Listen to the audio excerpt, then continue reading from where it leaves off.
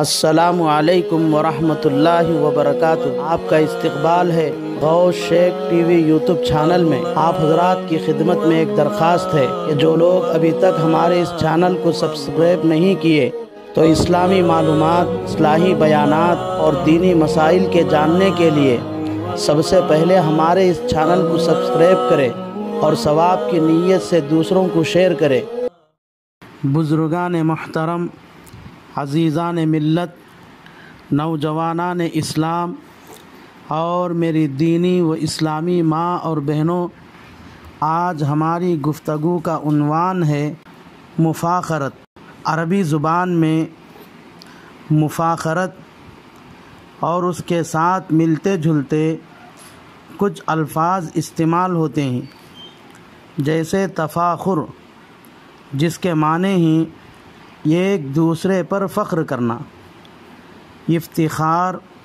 اور تفخر، جس کے معنی ہی ایک کو دوسرے کے مقابلے پر بڑھانا، فخرن، فخارتن اور مفاخرتن، جس کے معنی ہی فخر میں ایک دوسرے کی برابری کرنا، اترانا، یعنی اپنے حسب نسب یا اپنے خاندان، قبیلے یا اپنی جماعت اور قوم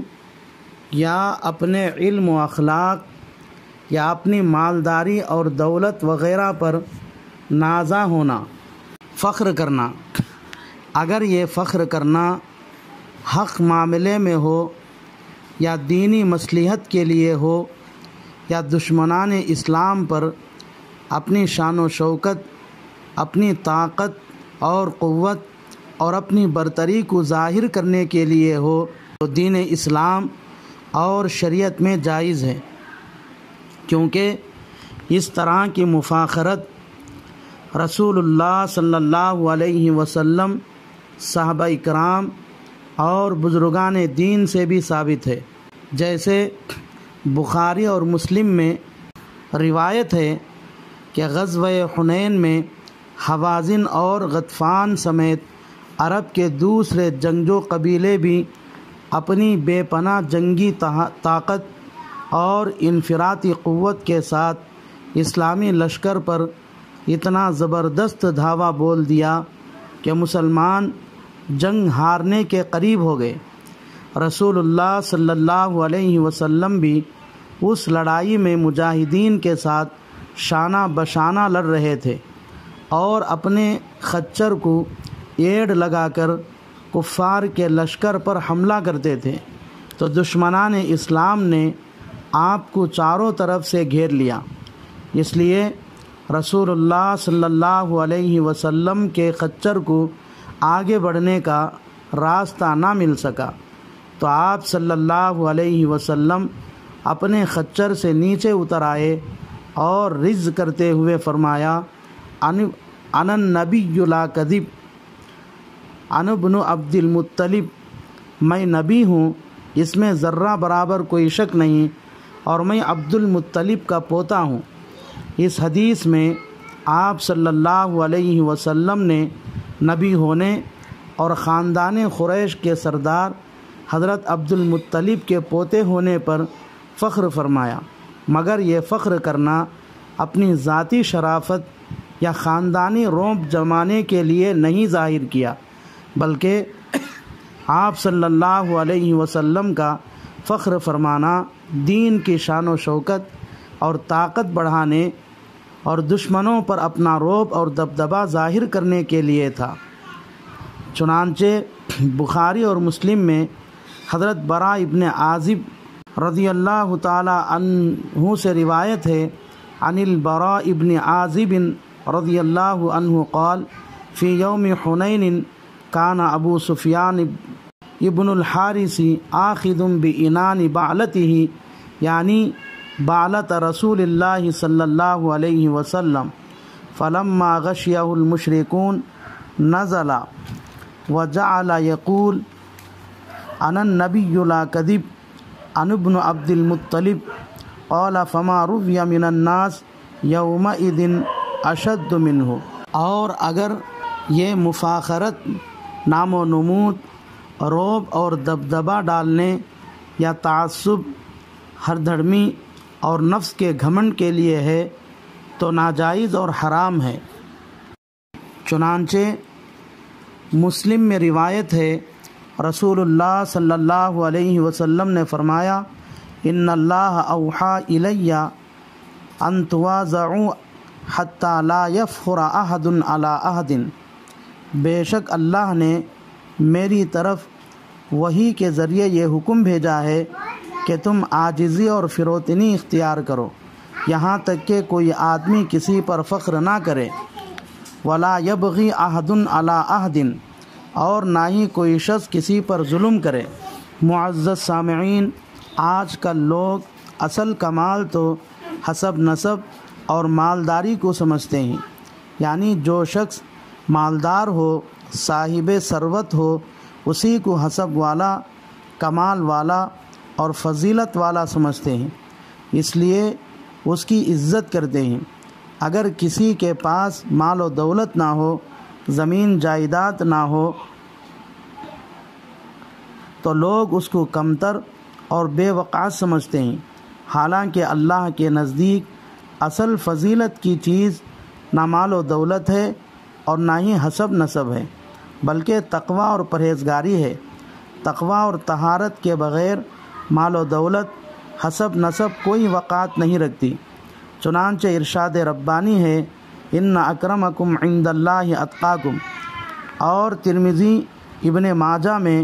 حضرت حسن بن سمرہ کی روایت ہے، رسول اللہ صلی اللہ علیہ وسلم نے ارشاد فرمایا، الحسب المال، الکرم التقوی، حسب تو مالداری کا نام ہے اور قابل احترام اور بزرگی کا باعث تو تقوی اور پرہیزگاری ہی سے ہے۔ معلوم ہوا کہ تقوی اور طہارت کے بغیر باپ دادا کی شیخی بگارنا اور خاندان پر فخر کرنا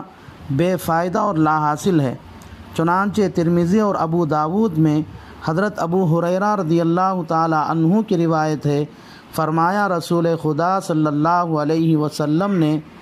لَيَنْتَهَنَّ أَقْوَامٌ يَفْتَخِرُونَ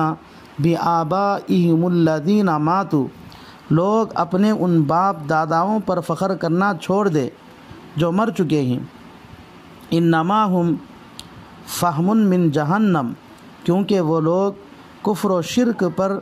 یا فسق و فجور میں زندگی گزار کر جانے کی وجہ سے دوزخ کے کوئلے بن چکے ہیں۔ او لیکونن اہون علی اللہ من الجعل الذی یدہدہ الخراء بانفہ، اگر یہ لوگ اپنے مرے ہوئے باپ داداؤں پر فخر کرنا نہ چھوڑیں گے تو اللہ تعالیٰ ان کو غلاظت کے کیڑے سے بھی زیادہ ذلیل اور رسوا کر دے گا، جو پائخانے کو اپنے ناک سے ہٹاتا ہے۔ ان اللہ اذہب عنکم غبیۃ الجاہلیہ وفخرہا بالآباء، سنو، اللہ تم میں سے زمانے جاہلیت کی نخوت اور باپ داداؤں پر فخر کرنے کی عادت کو دور کر دیا ہے۔ انما ہوا مؤمن تقی او فاجر شقی الناس، یاد رکھو اب آدمی یا تو مؤمن متقی ہے یا فاجر بدکار، یعنی اگر کوئی شخص ایمان اور تقوی اور اعمال صالحہ سے مالا مال ہے تو وہ خود ایمان اور اعمال صالحہ کی وجہ سے قابل تکریم اور قابل احترام اور معزز ہے، اس کو باپ داداؤں پر فخر کرنے کی ضرورت ہی نہیں ہے۔ اور اگر کوئی شخص بدکار ہے، فاسق فاجر ہے، تو وہ خود اللہ کے نزدیک ذلیل اور خوار ہے۔ اب باپ دادا پر فخر کرنے کا کیا فائدہ ہے؟ کلہم بنو آدم و آدم من تراب، تمام انسان حضرت آدم کی اولاد ہیں اور آدم کو مٹی سے بنایا گیا ہے، چونکہ مٹی ایک کمتر اور بے حیثیت چیز ہے، اس لیے مٹی سے بنے ہوئے انسان کے لیے یہ مناسب نہیں ہے کہ وہ اپنی بڑائی اور عظمت کا دعویٰ کرے اور تکبر، غرور اور گھمنڈ کرے۔ اس حدیث میں اپنے باپ دادا پر یا خاندان پر فخر کرنے والے کے لیے سخت وعید ہے۔ یعنی جو شخص اپنے باپ دادا پر فخر کرے یا خاندان پر فخر کرے اس کو پائے کے کیڑے سے زیادہ ذلیل اور رسوا کرنے کی دھمکی دی گئی ہے۔ ایک اور روایت میں اپنے خاندان یا باپ دادا پر فخر کرنے والے سے سخت نفرت کا اظہار کرتے ہوئے رسول اللہ صلی اللہ علیہ وسلم نے فرمایا، من تعزّا بعزاء الجاہلیہ فاعزوہ بہنی ابیہ، جو شخص اپنے آپ کو زمانے جاہلیت کی طرف منسوب کر لے تو اس کے باپ کے شرمگاہ کو کاٹ دو۔ ولا تکنو، اور اس سلسلے میں اشارہ اور کنایہ سے کام نہ لو۔ اس لیے ایک سچے پکے مسلمان کو چاہیے کہ وہ اپنے باپ دادا کے فضائل اور خصائل بیان کر کے فخر کرنے کے بجائے خود کو ایسے صفات سے متصف کرے جن کی وجہ سے اس پر دوسرے فخر کر سکے، جیسے تقوی اور طہارت کی زندگی گزارے، نمازوں کا اہتمام کرے، دن رات میں سے کچھ نہ کچھ وقت ذکر اللہ اور تلاوت قرآن مجید میں صرف کرے۔ رسول اللہ صلی اللہ علیہ وسلم کی ایک ایک سنت اپنی زندگی میں لائے، چھوٹے بڑے ہر طرح کے گناہوں سے اپنے آپ کو محفوظ رکھے۔ ان کاموں کی وجہ سے انسان اللہ رسول کی نگاہ میں، رشتہ دار، دوست و احباب سب کی نگاہوں میں قابل احترام اور معزز بن جاتا ہے۔